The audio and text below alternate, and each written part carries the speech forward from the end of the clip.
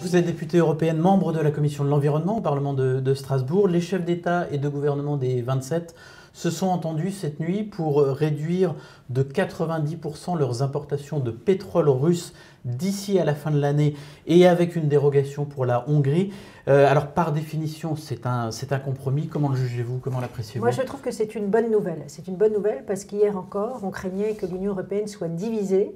Eh bien, c'est tout l'inverse. Et on voit bien qu'il y a une unité européenne qui est inébranlable sur un point absolument essentiel. C'est le soutien très fort apporté à l'Ukraine sur le plan humanitaire, sur le plan militaire, sur le plan politique et sur le plan économique. Et on a vu que pour la première fois, un budget européen avait été dégagé pour livrer des armes à l'Ukraine à hauteur de 2 milliards d'euros. Et là, une nouvelle aide cette nuit a été confirmée de 9 milliards pour aider l'Ukraine à faire fonctionner son économie. Alors bien sûr, ça a été un peu plus complexe avec la Hongrie parce qu'il y a une diversité de pays qui sont dépendants en fait au pétrole russe. Et donc on a trouvé ce compromis et c'est franchement, encore une fois, la démonstration qu'il y a une unité européenne, une réactivité dès qu'il s'agit d'apporter un soutien très très fort et très massif à l'Ukraine, bien évidemment.